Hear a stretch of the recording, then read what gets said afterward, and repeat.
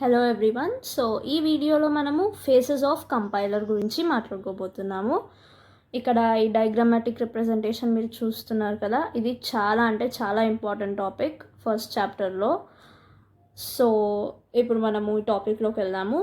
ఈ వీడియోలో మనము అనాలిసిస్ ఫేజ్ గురించి డీటెయిల్గా ఎక్స్ప్లెయిన్ చేసుకుందాము. అనాలిసిస్ ఫేజ్ అంటే ప్రీవియస్ వీడియోలో ఆల్రెడీ మాట్లాడుకున్నాం కదా, అందులో ఏమేమి యూజ్ చేస్తుంది, లెక్సికల్ అనలైజర్ ఉంటుంది, సింటాక్స్ అనలైజర్ ఉంటుంది, సిమాంటిక్ అనలైజర్ కూడా ఉంటుంది. సో ఈ వీడియోలో మనం ఈ త్రీ థింగ్స్ గురించి పర్ఫెక్ట్గా మాట్లాడుకుందాం. సో ఫస్ట్ సోర్స్ ప్రోగ్రామ్ అన్నది లెక్సికల్ అనలైజర్కి వెళ్తుంది. సో ఇందులో ఏమేమి జరుగుతాయి? The lexical analysis is also called as scanning. So దీన్ని మనం స్కానింగ్ అని కూడా అనొచ్చు.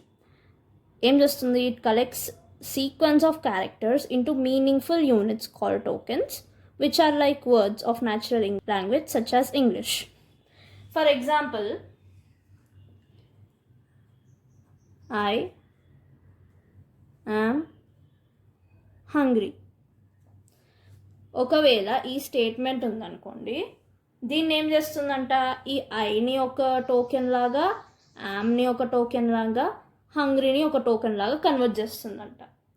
సో సీక్వెన్స్ ఆఫ్ క్యారెక్టర్స్ని టోకెన్స్ లాగా కన్వర్ట్ చేస్తుంది.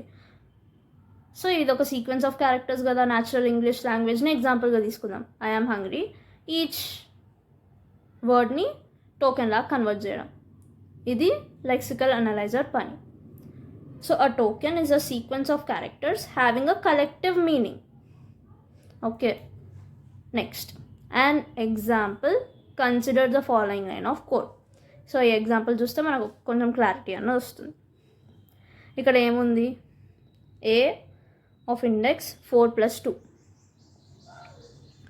దీనిలో ఇప్పుడు ఎన్ని టోకెన్స్ ఉన్నాయి? 1 2 3 4 5 6 7 8. So there are total 8 tokens. సో ఈ 8 టోకెన్స్ని ఇలా డిఫరెంట్గా బ్రేక్ చేసుకుంది. సో ఇక్కడ ఒక్కొక్క దానికి ఒక్కొక్క మీనింగ్ కూడా ఇచ్చింది. ఇక్కడ ఏ అంటే ఐడెంటిఫైయర్, ఇది లెఫ్ట్ బ్రాకెట్, ఇండెక్స్ మళ్ళీ ఐడెంటిఫైయర్, ఇది రైట్ బ్రాకెట్, ఇది అసైన్మెంట్, ఇది నంబర్, ఇది ప్లస్ సైన్, అండ్ ఇది మళ్ళీ ఒక నంబర్. ఈ ఈక్వేషన్నే ఒక్కొక్క వర్డ్ లాగా రాసుకుందనమాట. సో ఇక్కడ ఇంకొక పాయింట్ ఏముంది?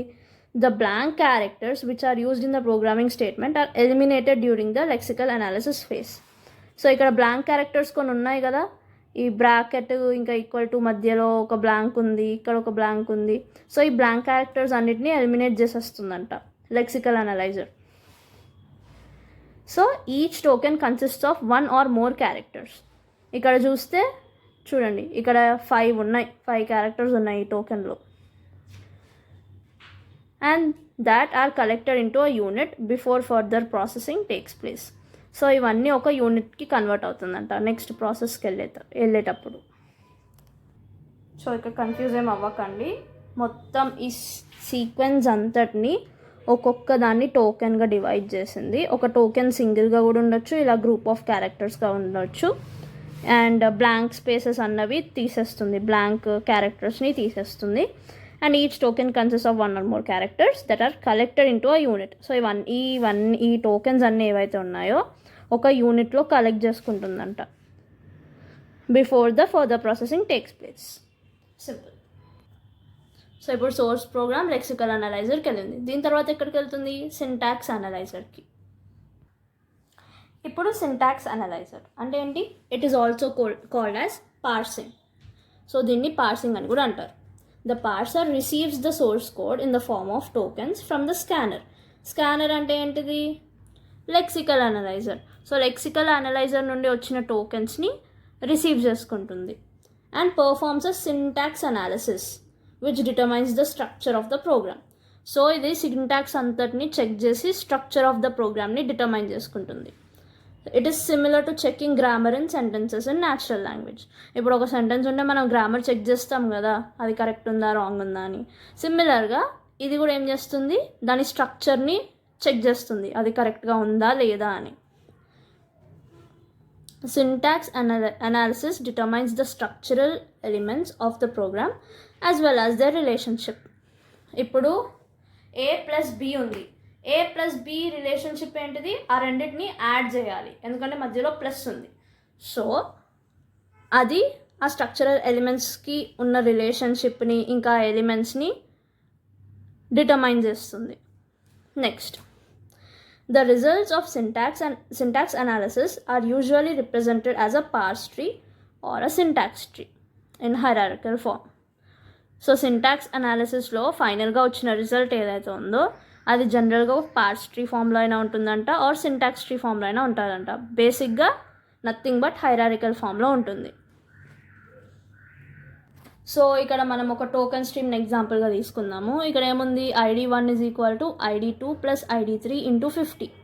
సో దీన్ని సింటాక్స్ ట్రీగా ఎలా చూపిస్తుంది చూడండి. ID1 = ID2 + ID3 × 50. ఇది ఒక హైరార్కికల్ ఫామ్లోనే ఉంది కదా. So syntax tree, syntax analyser ఇలాంటి ఒక అవుట్పుట్ని ఇస్తుంది ఇలా ఏదైనా స్టేట్మెంట్ ఉంటే.